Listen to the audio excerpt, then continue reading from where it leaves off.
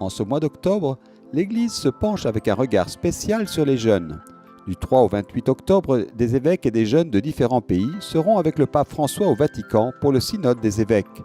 Le thème sera « Jeunesse, foi et discernement des vocations ». Y participera Monseigneur Georges Bakouni, archevêque grec catholique melkite, représentant de la plus grande communauté chrétienne de Terre Sainte. Monseigneur Bakouni explique à quel point ce thème est d'actualité, car les jeunes sont déjà le présent de l'Église. Il met aussi en évidence les défis de la jeunesse dans le monde d'aujourd'hui.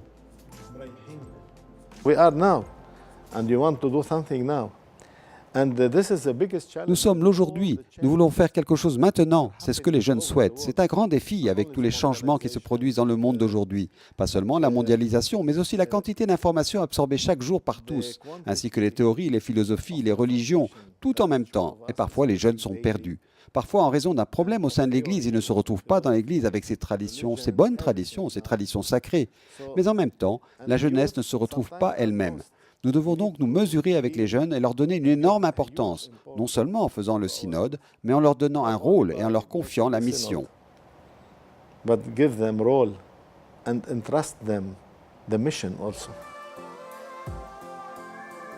En ce qui concerne la réalité des jeunes chrétiens en Terre Sainte, l'archevêque fait un commentaire sur les Arabes locaux et les étrangers venus d'Europe, d'Asie ou d'Afrique pour vivre ou travailler. Une partie d'entre eux est encore liée à l'Église, tandis que d'autres ont perdu tout intérêt. Néanmoins, en raison des particularités de la Terre Sainte, tout le monde doit être lié à une religion pour être enregistré par le gouvernement. I am let's say, in close contact with many youth people. And even though they would like to be for Christ, but the challenges are very, very Je peux dire que je suis en contact étroit avec de nombreux jeunes et que, même s'ils veulent être plus pour le Christ, les défis sont nombreux. Ils sont confrontés à une société qui ne respecte plus les valeurs chrétiennes comme en Europe, en Amérique et même au Liban.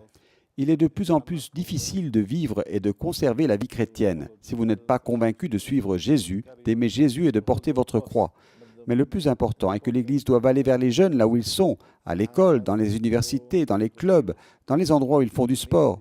Nous devons y aller. Nous ne devons pas rester dans nos églises ou derrière nos bureaux et les attendre, car ils ne viendront pas. We have to go there. We cannot stay in our churches and behind our desks and waiting for them. They will not come. Les difficultés actuelles exigent un témoignage concret de Jésus-Christ et pas seulement des discours. Don't need any more homilies and talks. They have enough. They open the YouTube and see everything on YouTube. But they need to see in the clergy and their families and their parents. Ils n'ont plus besoin d'homélies et de conférences. Ils en ont assez. Ils ouvrent YouTube et voient tout sur YouTube. Ce qu'ils doivent voir dans le clergé, dans leur famille, leurs parents et leurs amis, sont des gens qui ne parlent pas seulement de Jésus, mais vivent le christianisme dans leur vie quotidienne, respectant leurs valeurs d'une manière particulière. Il est très important pour nous, évêques et cardinaux, d'être ensemble.